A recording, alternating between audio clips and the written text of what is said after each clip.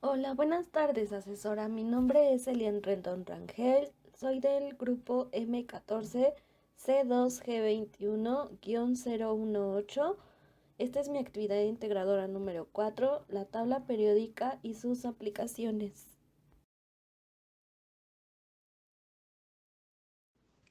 La tabla periódica es un cuadro que presenta todos los elementos químicos que existen ordenados según sus propiedades físicas.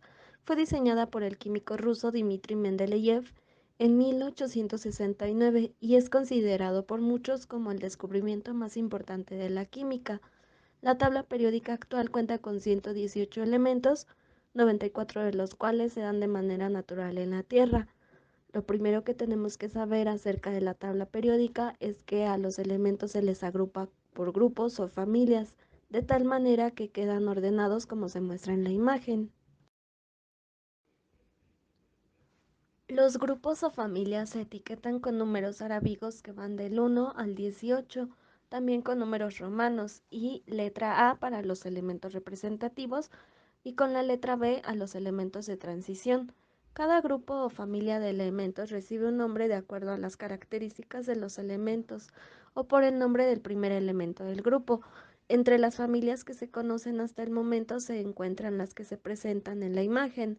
Cada grupo o familia se caracteriza por tener propiedades similares entre sí, poseer la misma valencia atómica, tener una reactividad química similar frente a una misma clase de reactivos.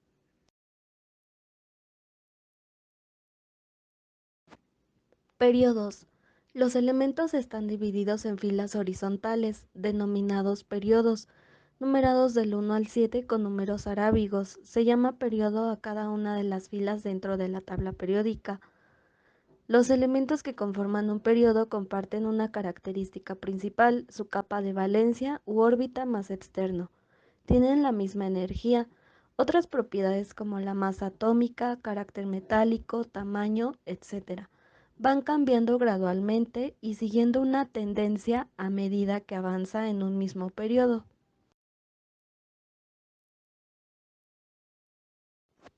Número atómico.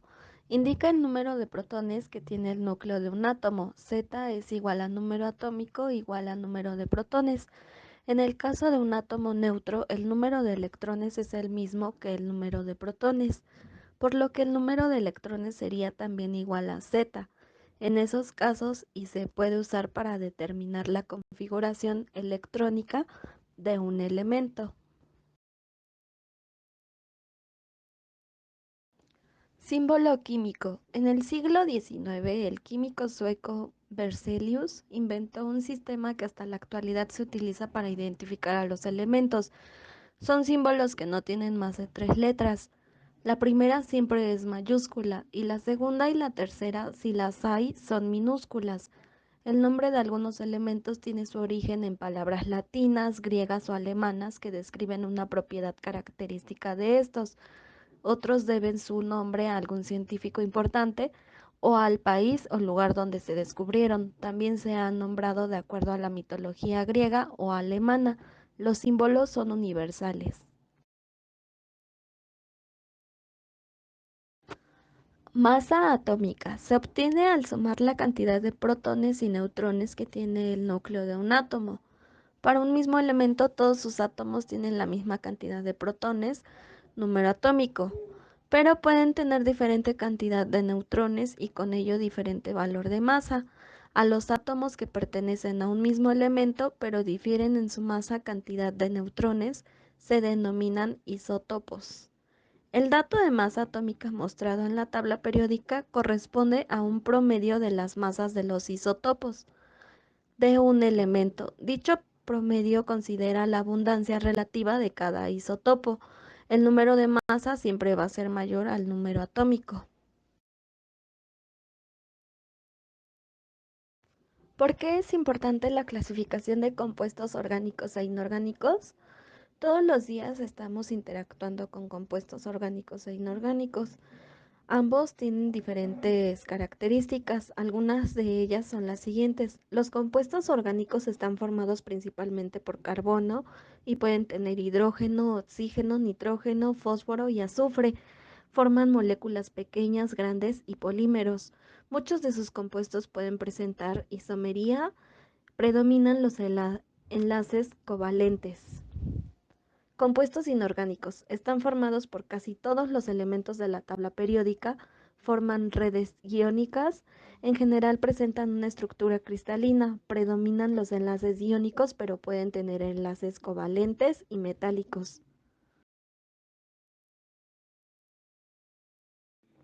Ejemplos de compuestos orgánicos e inorgánicos. Orgánicos. Metano. Es el compuesto orgánico más simple de un solo carbono y cuatro átomos de hidrógeno. Está catalogado como un gas de efecto invernadero. Etanol forma parte de las bebidas alcohólicas como el vino y la cerveza, además de utilizarse como desinfectante. Glucosa. Es el azúcar simple más abundante de la naturaleza que sirve de fuente de energía de los seres vivos. Inorgánicos. Cloruro de sodio. Es la sal más común que utilizamos en la preparación de los alimentos. Bicarbonato de sodio. Es uno de los compuestos inorgánicos más usados en la cocina, en la preparación de pasteles y en la limpieza. Hidróxido de sodio o soda causática es una base alcalina fuerte tomada por sodio, hidrógeno y oxígeno. Tiene diversas aplicaciones en la producción de jabones, papel y drenaje de cañerías.